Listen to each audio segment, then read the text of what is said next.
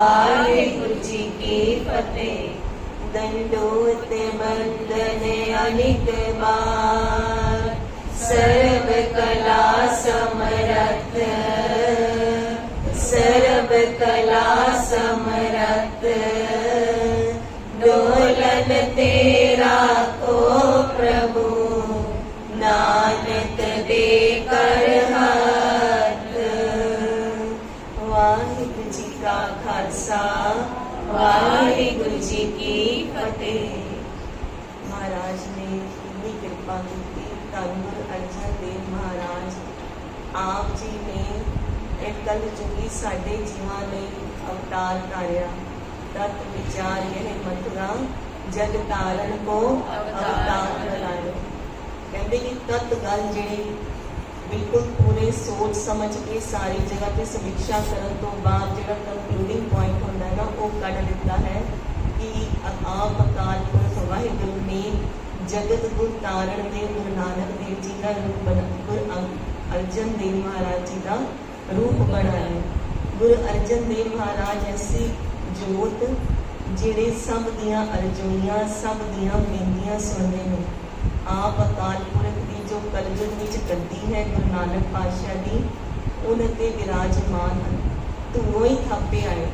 महाराज ने सानू जीवां नूं शिक्षा देण लई किन्ने कष्ट सहारे इस मनुखा देह नूं लैके। शहीदी दा ते सहारिया ही सारिया। जदों महाराज नूं अपने परिवार का विरोध भी कितना सहन करना पिया। अगे असीं श्रवण करांगे कि महाराज के भरा भी महाराज के नाल नहीं खड़े होंदे, उल्टा महाराज नाल शरीकियां वाला व्यवहार करते हैं। पर महाराज सानू समझाउण लई कि रजा विच किवें रहीदा, निमरता किवें धारण करीदी है, महाराज रह के दिखाते हैं कि देखो जिन्ना मर्जी कोई विरोध करे पर असी अपने गुण नहीं छड्डने, असी महाराज की सिर्फ सलाह करनी नहीं छड्डनी। जिन्ना मर्जी कोई सानू पिछे नूं खिंचे या साडे बारे गलत बोले या निंदा करे, पर महाराज ने की सिखाया। महाराज कहते कि अपने वाहिगुरु के चरणों की ओट आसरा कदी नहीं छड़ना। जे कोई निंद करे हर जन की, हर जन अपना गुण ना गवावे, अपना गुण ना गवावे कि महाराज के चरणों में छड़ दे, महाराज की बख्शी हुई संगत में छड़ दे।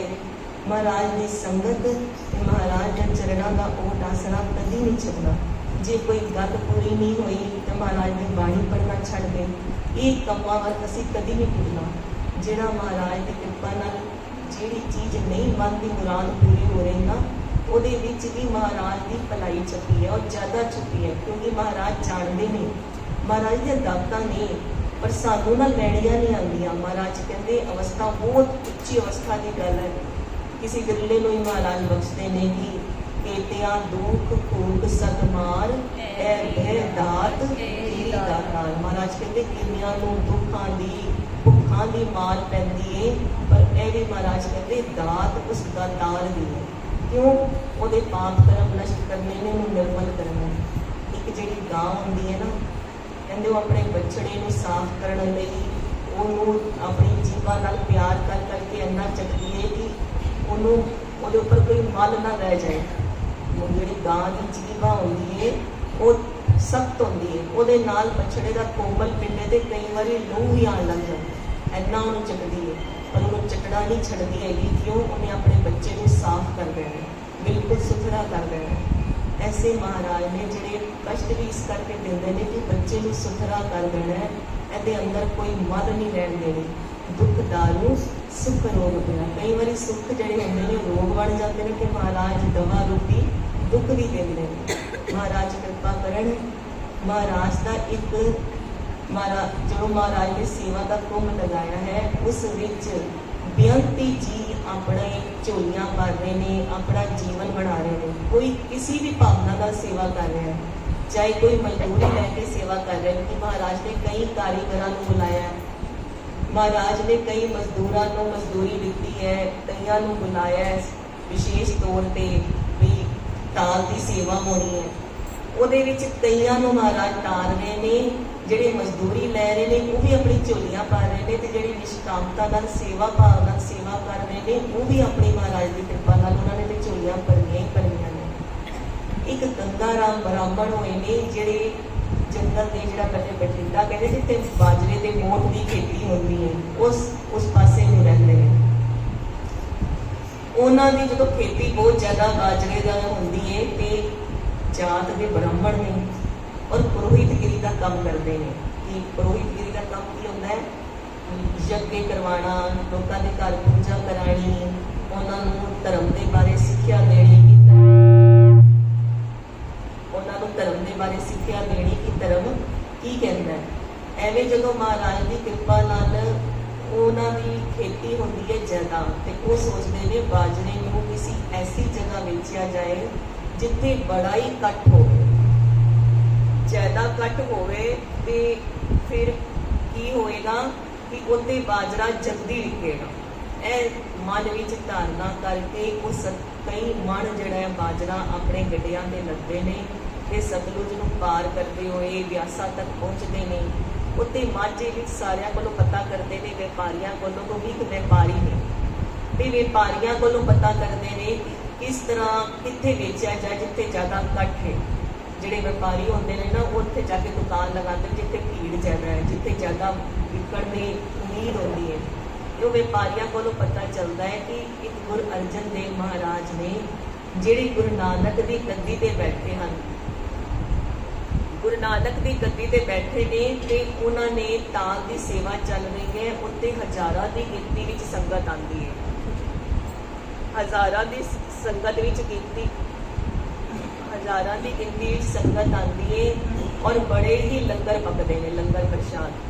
ਉਹਦੇ ਵਿੱਚ बाजरा ਜਿਹੜਾ सारा विक जाएगा ऐसी उम्मीद है। तो वो है सोच के व्यासा पार करके गुरु के चक अमृतसर सचखंड विखे आ जाते हैं। जदों अमृतसर साहब आते हैं तो आके एक खुली थान दे के, क्योंकि समान बाजरा बहुत कई मण लद्या होया है, तो उत्ते टिकाणा करके बाजरा ला के उन्हें बेचण लई खड़े हो जाते हैं। फिर सारे शहर का जिहड़ा वो जायजा लेंदे ने। सियाणे व्यापारी आखण इस शहर विच की हो रहा है, कित्थे कित्थे ज़्यादा वसो हैगी है। महाराज की कृपा नाल पूरे शहर का जो जायजा लेंदे ने ना ते बड़े खुश होंदे ने। खुश क्यों होंदे ने कि भी देखते हैं कि इत्थे ते बड़ी जल्दी विक्री हो जाएगी। इन्नियां संगतां आईयां ने, कहते कई मजदूर आए ने, कोई चूना बना रहा है, कोई इट्टां बना रहा है, कोई इट्टां ते आगे ते लग्या है, कोई टोकरियां भर के बाहर ले जा रहा है, कोई कारीगरां पास चूना लेके जा रहा है, कोई इट्टां लेके जा रहा है, कोई मिट्टी पुट रहा है। किन्ने ही तरह का काम इकट्ठे हो रहा है और किन्ने ही तंबू लगे ने संगतां दे, कारीगरां दे, और किन्ने मण भोजन रोज पकदा है। यह सब देखते हैं। फिर दरबार जाते हैं तो गुरु अर्जन देव महाराज के दूरों दर्शन करते हैं, नेड़े नहीं जाते तो दूरों ही मत्था टेकते हैं। दूरों दर्शन करके फिर संगत विच भी हाजरी भरते हैं। महाराज जी देखते हैं कि बड़ी वड्डियाई है। फिर सारे सिखां दे तंबूआं विच भी जाना, क्योंकि व्यापारी ने ना सब नाल मिल वर्तन करनगे ते जल्दी पता चलेगा भी भेद की है, किवें विकेगा। जदों सारे तंबूआं विच भी जा के सुनते हैं ना गल्लां, ते महाराज दी वड्डियाइयां दियां, महाराज दी बख्शिशां दियां पता चलता है। कोई महीनों तो आया पिया सेवा करन, अपना घर बार छड्ड के निष्काम सेवा कर रहे हैं। कुछ मिलता होएगा, गंगाराम ब्राह्मण सोचते हैं तां ही बैठे ने अपना घर छड्ड के, महाराज कुछ देंदे होणगे। एवें तो कोई नहीं आता ना, असी भी आया, सानू कोई लालच है, महाराज देंदे ने, उम्मीद है ना, सानू भरोसा है महाराज ते। जे साडे मन च भरोसा ना होए तो असी आइए ही ना, असी की करना, आपे महाराज कुछ नहीं देंदे। कहते सारियां नूं एवें देख के ना मन च शरधा हो आई। क्यों? क्योंकि जात के ब्राह्मण ने पुरोहितगिरी का काम करते हैं, धर्म शास्त्र पढ़े ने, जानते हैं कि असल विच कल्याण किस विच है, कल्याण की तत्व वस्तु की है।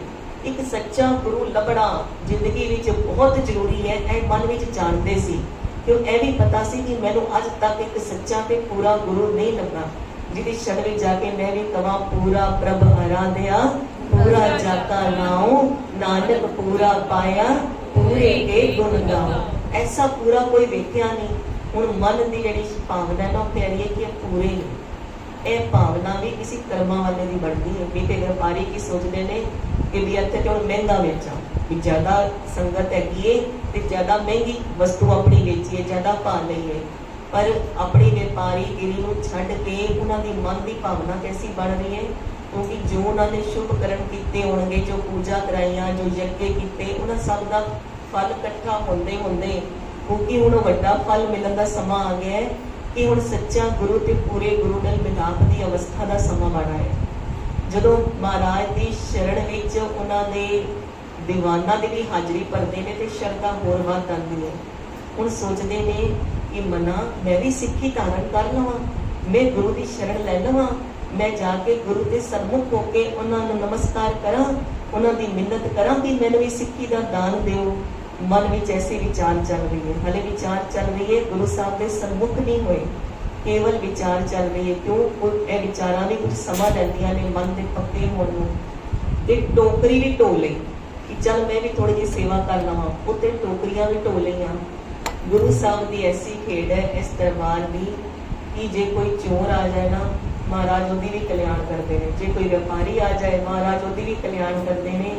जे कोई सत्संगी आ जाए तो महाराज तो उहदे बलिहारे जाते हैं। जिस जन को प्रभ दरस प्यासा नानक ताकै बल जासा, जिहड़ी महाराज की प्यास लैके आते हैं महाराज तो उहदे बलिहारे जाते हैं।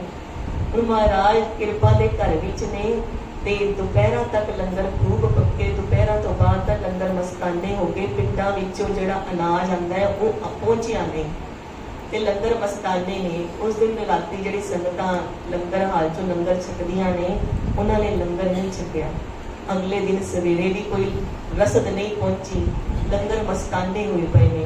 लंगर हाल विच कोई लंगर दिव्य नहीं चढ़ रहे ते संगतां नूं कुछ खाण नूं नहीं। हुण सोचदे ने गंगा राम ब्राह्मण कि मना इस तो वड्डा अवसर की होएगा जे संगत उठी है ते मैं अपना जिहड़ा बाजरा वो भेटा कर दियां। जे कलयुग की भावना नाल सोचते, जिवें कोविड विच होया सी कि राशन होर महंगा कर दिओ, फिर तो वो सोचते कि मैं होर महंगा करके हुण बेचां। गुरु साहब दे कि मेरे कोल है, मुल दिओ ते लै लो, विरसत नहीं आई। पर मन की भावना गुरु साहब के दर्शनां का ऐसा प्रभाव है कि बदल गई है। गुरु तेग बहादुर साहब के दर्शन करके दरोगा बदल गया सी। याद है ना आप जी नूं, दरोगे नूं मन विच चाह हो आया सी कि मैं भी शहीदी पाला, मैनूं सिੱਖੀ का दान दे दिओ गुरु साहब। कुछ दिन महाराज के दर्शन करन नाल कारागृह विच एक वारी 10वें पातशाह के दरबार विच भी चोरां की मंडली आ गई सी, भगवे वस्त्र पा के। क्योंकि महाराज के दरबार विच साधु महात्मा हर धर्म के आया करते सी दर्शनां नूं। कहते जो भगवे वस्त्र पा के तिलक लगा के आ गए, तो जदों कोई संगत विच किसी का कटड़ी चुकी गई, किसी का कीसा कटिया गया, फिर एक सिख आंदा महाराज मेरी तो पूरी पोटली चक्की गई है, महाराज मेरी पूरी गंढ लै गए कोई, महाराज मेरा किसी ने कीसा काटना है, महाराज मेरी जो भेटा लैके आया सी रकम, मेरी तो रकम चली गई। महाराज कहते भाई दया सिंह जी यह गल तो ठीक नहीं है कि संगत में आके संगत का नुकसान होवे, कोई गुरु दरबार आवे तो उहदे माल की चोरी हो जाए। महाराज चोरां नूं लभदे आ। महाराज ने कहा कि 12 चोरां की मंडली है, ए वेश बनाया तो पकड़ के हाजिर करो। महाराज के कहण ते भाई दया सिंह जी होरी ने वो चोरां नूं हाजिर किया। जो महाराज के सन्मुख होए ना, महाराज का ऐसा प्रभाव कि महाराज ने मन ही विन के रख दिते सी। सारे ने सिੱਖੀ धारण कर ली सी, महाराज के नतमस्तक हो गए सी। किसी के दर्शन का प्रभाव ही गुरु साहब इतना पा देंगे। महाराज ने कृपा की। जो हुण आया है लंगर हाल विच, हले भी महाराज के सन्मुख नहीं होया। लंगर हाल विच जाके लागरी सिंह कोल पुछदे ने किवें गुजारा हुंदा है, ते लागरी सिंह कहंदे ने जी पिंडां तो संगत ही गुरु की रसद भेजदी है ते लंगर पकदे ने ते संगतां दे अगे काम चलदे ने। ते फिर लंगर मस्ताने क्यों होए पए ने? लंगर रसद पहुंची नहीं है। किन्ने मन रोज लंगर पकदा है? 100 मन रोज पकदा है। इन्नी संगत सी हजारां दी, 100 मन रोज पकदा है। कहते मेरे पास बाजरा है, मैं व्यापार करने की नियत नाल लैके आया सी, पर मेरा हुण चित्त करदा है मैं गुरु के लंगरां विच भेटा स्वरूप दियां। तुसी मेरा जिहड़ा बाजरा है वो भेटा स्वरूप स्वीकार करो ते लंगरां दे देगां चढ़ा दिओ। ते गुरु का सिंह कहता है कि रसद की लोड़ है, पर तू नवा नवा आया है। जिहड़े पुराने सिंह देंदे आ रहे ने गुरु साहब को पता होंदा है। हुण मैं गुरु साहब को आग्ञा लैके आंदा हाँ ते तेरा भेटा स्वीकार करांगे। गुरु साहब ने हजूर होके पूछा लांगरी सिंह ने, महाराज एवें गंगा राम ब्राह्मण है, जंगल देश तो चल के आया है, व्यापारी की नीयत नाल आया सी, पर हुण वो भेटा करना चाहता है। महाराज कहते जिन्ना लंगर चाहिए ना उस पासों ले लो ते उन्होंने को वसाखी तो बाद तेन सारा मुल दे देंगे लंगर जिन्नी रसम लवांगे। वो इन्ना कहा उन्हें बाजरा सारा दे दिता। एक दिन 2 दिन कहते 5 दिन लगातार गंगा राम ब्राह्मण ने 500 मण बाजरा जड़ा गुरु कर दिता ते फिर उस तो उपरंत जड़े पिंडां दी रस्तां सी वो पहुंचणियां शुरू हो गई। एक ते बाजरे दी भेटा दे रहे हैं ते दूसरा टोकरी चुक लिती ते टोकरी हुण सिर तो लांदा नहीं है। ते महाराज की कृपा नाल मन विच सिख बन गए कि मैं भी महाराज का सिख बनना है, मैं महाराज पासों सिक्खी लै लांगा। मन विच अपने आप को ना जिवें कोई कुड़माई हो जाए, कोई कुड़ी समझण लग जाती ना कि मैं ओहदी घर वाली हाँ, एवें मन विच समझना शुरू कर दिता है कि मैं महाराज का सिख हाँ। ते जिवें सारे सिख टहल करते ने, सेवा करते ने, दर्शन करते ने, बाणी पढ़ते ने, संगत करते ने, उवें ही संगत करनी शुरू कर देती है। उमें महाराज के दर्शन प्यारे करते ने, नैण नसीले देखते ने ते बलिहारे जाते ने। मना है पूरा ते सच्चा गुरु मैंने पहले क्यों नहीं दिखा, मैंने पहले क्यों नहीं लभा, ऐनी मेरी जिंदगी निकल गई है। मन में ऐसा वैराग भी हो आता है। वैसाखी के दिन नेड़े आ गए, बड़े भारी मेले लगे महाराज के समय। वैसाखी ते दिवाली के 2 बड़े बड़े मेले लगते सी, दर्शन दीदार खुले होते सी ते बड़ी माया आई, बड़ी रसद आई। वैसाखी तो बाद संगतां हौली हौली छुट्टियां लैके महाराज पासों आग्या लैके घर नूं जाण लगियां। गंगा राम ब्राह्मण का भी परिवार है, बच्चे हैं, पत्नी है, पर घर जाने की कोई जल्दी नहीं। महाराज के चरण छड्डण नूं जी नहीं करदा। उन्हें महाराज पासों आग्या नहीं दित्ती, संगतां छुट्टियां लैके जा रही हैं। वैसाखी के कुछ दिनों बाद महाराज ने सिंह नूं बुला के कहा, सिखा जिहदे कोलों रसद दित्ती सी गंगा राम ब्राह्मण, उन्हें सद के लैके आओ। बसंता नूं कहा जिन्नी रकम उहदी बनदी है उहनूं दे दिओ। उन्हें औखे वेले गुरु घर विच रसद दित्ती है। ते जदों सिंह गया जाके लभ्या ते टोकरी च आई होई गंगा राम ब्राह्मण सेवा कर रहे ने। क्या महाराज तेनूं याद करदे ने। उहदे मन च चाई आ गया, मैनूं याद करदे ने, मैनूं कुछ कहना महाराज ने, पता नहीं महाराज मैनूं की कहणगे। कहंदे बड़े तेज कदमां नाल चलदे होए महाराज दे सन्मुख होया। पहली वार सी जदों महाराज दे सन्मुख होना सी, हाल तक सन्मुख नहीं होंदे सी ना, दूरों नमस्कार करते सी। महाराज दे सन्मुख होके चरणा ते सोहनी नमस्कार करके महाराज ने अपने अगे बिठा लिया, क्योंकि हिसाब किताब करना है ना। महाराज ने अपने सन्मुख अगे नूं बिठा लिया। महाराज कहंदे ने आप जी दा जिन्ना मुल है दसो ते लै लो। कहंदे कि नहीं मैं ते नहीं मुल लैना, मैं ते भेटा सरू दिता है। महाराज कहते नहीं तुसी ब्राह्मण हो, ब्राह्मणां नूं देण दा धर्म है, लैण दा नहीं। असीं तुहाडे कोलों रसद एवें नहीं लैणी, तुसी जिन्ना मुल है उस तो सवाया लो, सवा गुणा लो। कि सवा गुणा क्यों लो? महाराज कहते एनी प्यार नाल कहंदे एक ते तुहाडा अनाज बड़ा वधिया सी, तुहाडा बाजरा बड़ा वधिया सी। दूसरा तुसी औखे समय मदद कीती, औखा समा सी, लंगर मस्ताने सी। तीसरा तुसी एनी दूरों लैके आए हो, इन्ना खर्चा पानी करके, इन्ना समा लगा के, उसका भी मुल बनता है। तुसी अपने मुल तो ज्यादा मुल लो। कहते नहीं महाराज मेरे ते कृपा करो, मैनूं बख्श लो। तुसी सिखा पासों भी तो लैंदे हो ना भेटा। महाराज कहते सिखा पासों लैंदे हां ते सिखां दे कारण चलदे ने। कहते महाराज मैं भी तुहाडा सिख हां, मैं मनो तुहानूं अपना गुरु मान लिता है। अज तुसी मेरे ते कृपा करो ते मैनूं सिक्खी दा दान बख्शो, मैनूं नाम दान बख्शो। महाराज कृपा दी भरी होईयां निगाहां नाल वेख रहे ने और रसीले नेत्रां नाल कि जमीन तैयार है। महाराज फिर टटोलदे ने नहीं तुसी अपना मुल लो ते मुल लैके तुहाडा भी गृहस्थ जीवन है, अपने घरां नूं वापस जाओ, छुट्टियां लो। कहंदे नहीं महाराज मेरा घर जाण नूं तां बिल्कुल चित नहीं करदा, मैं तुहाडे चरण नूं छड्डणे ही नहीं। ऐसा आसरा छड़ के, ओट छड़ के महाराज मैं हुण कुछ करना ही नहीं है, मैं जाना ही नहीं है। जदों मैं जित फड़ ली महाराज कहते किसी के हाथ भेज दो, फिर आके ताल की सेवा करना या आप जाके दे आओ। नहीं महाराज मैं मुल नहीं लेना, मेरे ते कृपा करो, मेरे ते कृपा करो, मेरी सिक्खी दा दान बख्शो। जदों महाराज ने एवें मिन्नतां कीतियां ते महाराज ने चरण टोहर पिलाई। चरण टो के जदों महाराज ने ओ कहा कि छको, गंगा राम ब्राह्मण जी ने अमृत स्वरूप जल छकिया ते कहंदे अंदरों सारे संशय मिट गए।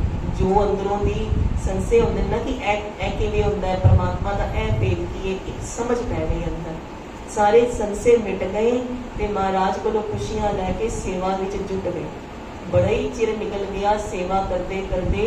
रसना जिहड़ी है वो वाहिगुरू दा जाप नहीं छड्डदी, वो महाराज दी बाणी नहीं छड्डदी, वो उचारदी रहंदी है ਤੇ ਸੇਵਾ ਕਰਦੀ ਰਹਿੰਦੀ ਏ। ਰਸਨਾ ਰਾਹੀਂ ਬੋਲਦੇ ਰਹਿੰਦੇ ਨੇ ਸਤਿਨਾਮ ਵਾਹਿਗੁਰੂ, ਸਤਿਨਾਮ ਵਾਹਿਗੁਰੂ, ਸਤਿਨਾਮ ਵਾਹਿਗੁਰੂ, ਸਤਿਨਾਮ ਵਾਹਿਗੁਰੂ। ਸਤਿਗੁਰ ਕੀ ਸੇਵਾ ਸਫਲ ਹੈ, ਸਤਿਗੁਰ ਕੀ ਸੇਵਾ ਸਫਲ ਹੈ, ਸੇਵਾ ਸਫਲ ਹੈ, ਸੇਵਾ ਸਫਲ ਹੈ। ਜੇ ਕੋ ਕਰੇ ਚਿਤ ਲਾਏ, ਜੇ ਕੋ ਕਰੇ ਚਿਤ ਲਾਏ, ਜੇ ਕੋ ਕਰੇ ਚਿਤ ਲਾਏ, ਜੇ ਕੋ ਕਰੇ ਚਿਤ ਲਾਏ। ਸੇਵਾ ਹਰ ਸਮੇਂ ਮਿਲਦੀ ਹੈ।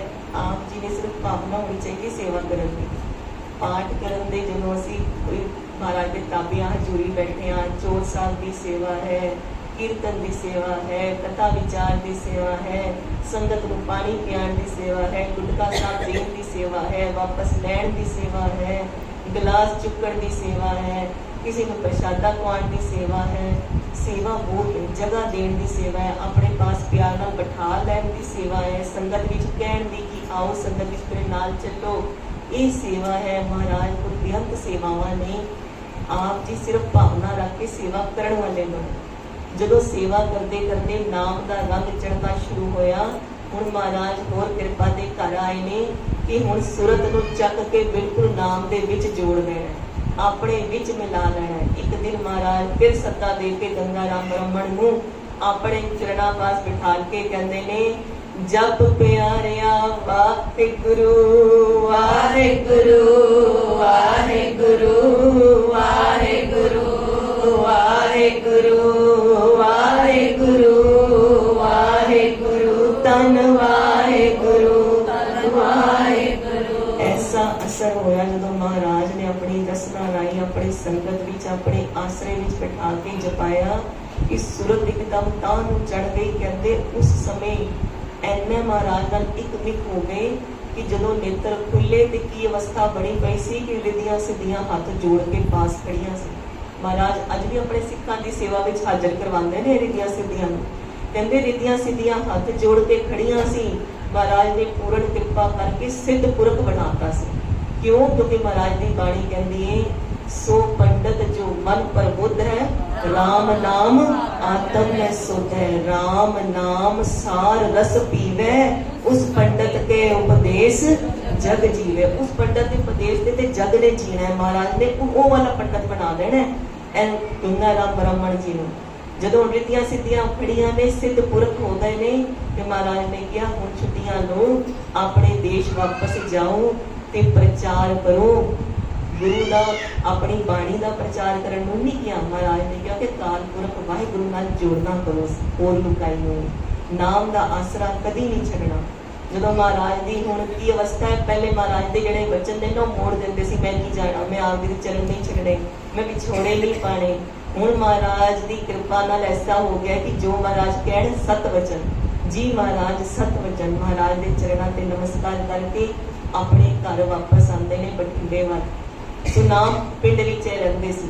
ਜਦੋਂ ਆਪਣੇ ਸੁਨਾਮ ਪਿੰਡ ਵਾਪਸ ਆਉਂਦੇ ਨੇ, ਆਪਣੇ ਪਰਿਵਾਰ ਨੂੰ ਮਿਲਦੇ ਨੇ ਤੇ ਆਪਣੇ ਘਰ ਦੇ ਬਾਹਰ ਜਿਹੜਾ ਬੋਰਡ ਲੱਗਿਆ ਸੀ ਨਾ ਪੁਰੋਹਿਤਗਿਰੀ ਦਾ, ਕਿ ਪੁਰੋਹਿਤਗਿਰੀ ਦਾ ਕੰਮ ਕਰਦੇ ਨੇ, ਕਹਿੰਦੇ ਨੇ ਉਹ ਬੋਰਡ ਲਾ ਦਿੰਦੇ ਨੇ ਤੇ ਆਪ ਐਟੀ ਡੋਰਾ ਦੇ ਦਿੰਦੇ ਨੇ ਕਿ ਪੁਰੋਹਿਤਗਿਰੀ ਦਾ ਕੰਮ ਨਹੀਂ ਹੁੰਦਾ, ਮੈਂ ਤੇ ਇੱਕੋ ਹੀ ਕੰਮ ਕਰਦਾ ਵਾਂ, ਸਤਨਾਮ ਵਾਹਿਗੁਰੂ, ਮੇਰਾ ਹੁਣ ਇੱਕੋ ਹੀ ਕੰਮ ਹੈ। ਤੇ ਆਪਣੇ ਬੱਚਿਆਂ ਨੂੰ ਵੀ ਕਿਹਾ ਕਿ ਪੁਰੋਹਿਤਗਿਰੀ ਦਾ ਕੰਮ ਨਹੀਂ ਕਰਨਾ, ਅਸੀਂ ਨਾਮ ਜਪਣਾ ਤੇ ਨਾਮ ਜਪਾਣਾ ਹੈ। ਤੇ ਹੁਣ ਕਹਿੰਦੇ ਕਿ ਗੰਗਾ ਰਾਮ ਬ੍ਰਹਮਣ ਦਾ ਨਾ ਦਿਲ ਜਿਹੜਾ ਹੈ ਉਹ ਘਰ ਨਹੀਂ ਲੱਗਦਾ। ਉਹ ਹੁਣ ਬਾਹਰ ਪਿੰਡ, ਆਪਣੇ ਪਿੰਡ ਤੋਂ ਨਾ ਬਾਹਰ ਵਾਲੀ ਥਾਂ ਵੇਖ ਕੇ ਇਕਾਂਤ ਉੱਥੇ ਬੈਠਦੇ ਨੇ ਤੇ ਨਾਮ ਜਪਦੇ ਨੇ, ਘਰ ਵਿੱਚ ਨਹੀਂ ਰਹਿੰਦੇ।